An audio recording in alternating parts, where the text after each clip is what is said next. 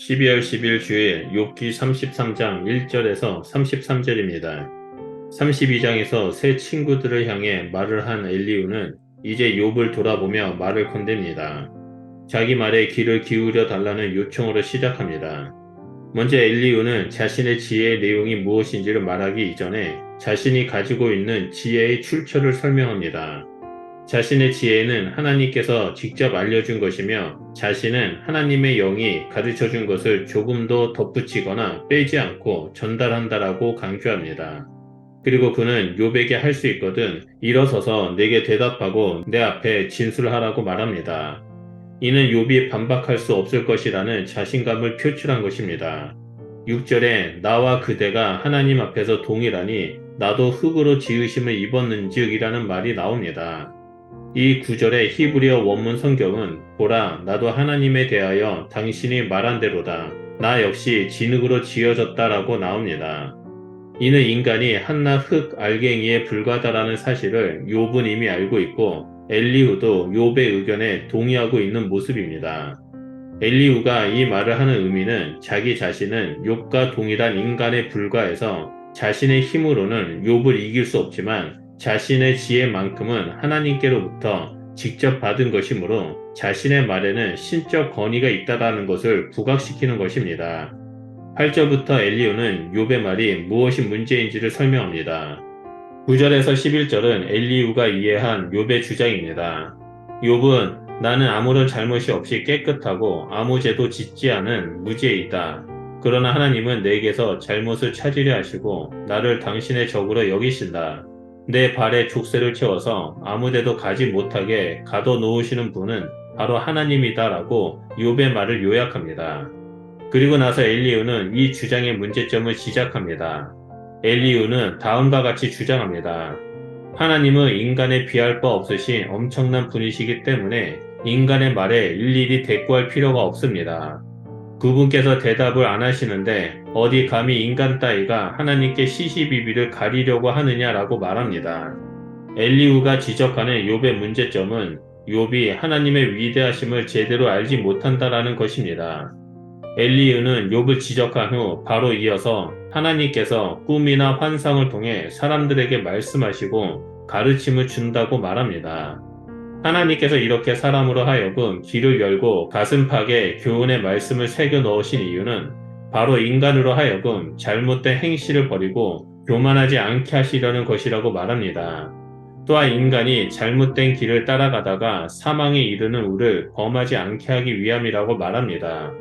이러한 엘리후의 주장은 새로운 것이 아닙니다. 지금까지 엘리바스와 빌닷과 소발의 입에서 줄곧 반복되어 온 주제입니다. 전형적인 규범적 지혜의 가르침입니다. 엘리후는 특별히 질병이 생겼을 때 그것이 하나님의 경고라는 사실을 깨달아야 한다고 강조합니다. 잠자리에서 극심한 통증을 느끼거나 뼈마디가 늘 욱신욱신 쑤셔서 결국 좋아하는 음식마저 못 먹게 되는 상태에 이르러 근육이 하나도 남아있지 않고 깡말라 뼈가 다 드러난 상태까지 이르면 그것은 곧 죽음이 멀지 않았다라는 것을 의미합니다. 이것은 인간의 무지로 인한 것이고 사람을 가르치려는 하나님의 경고라는 사실을 아는 것이 중요하다라고 강조한 것입니다. 엘리후는 죽음에서 생명으로 옮기게 되는 것이 깨달음이라고 말합니다.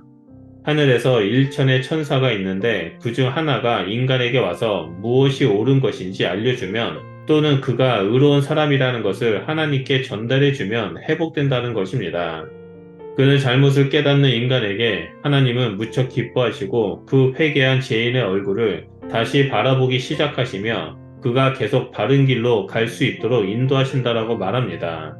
하나님의 용서와 가르침을 받은 사람은 사람들 앞에서 내가 죄인입니다. 내가 잘못을 저질렀고 하나님의 올바른 뜻에서 벗어났습니다. 그러나 그분께서는 제가 행한 대로 제게 똑같이 대갚아주지 않았습니다라고 노래한다라고 말합니다. 사람을 잘못된 길에서 생명으로 인도하시기 위해 하나님께서는 이런 일을 2번이고 3번이고 마다하지 않으신다고 강조합니다.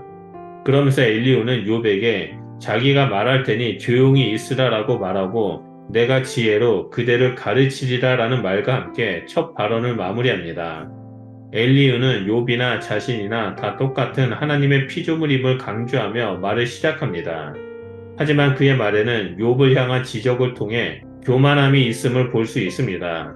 그는 욥과 욥의 친구들보다 자신이 더 우월하니 자신의 말을 들어야 한다라고 강조합니다. 그는 마치 하나님을 다 아는 것처럼 말하지만 실상은 하나님을 알지 못하고 있음을 보여줍니다. 천사가 중대하여 억울한 사정을 하나님께 말한다면 회복될 것이라고 말합니다. 엘리후는 하나님께서 직접 자신의 고통을 호소하는 자기 백성의 기도를 들으시고 돌보신다라는 사실을 알지 못합니다. 엘리후는 지금 자신이 알고 있는 것이 지혜이고 모든 것을 다 아는 것처럼 말합니다. 하지만 실상은 그가 알고 있는 것은 규범적 지혜의 한계에서 벗어나지 못했고 하나님에 대해서도 다 알지 못하고 있습니다. 우리는 때로는 엘리후처럼 내가 알고 있는 지식, 경험들이 최고인 것처럼 느낄 때가 있습니다. 그래서 사람들보다 내가 더 많이 알고 있다라는 자부심과 교만함 가운데 빠지게 되는 경우가 있습니다.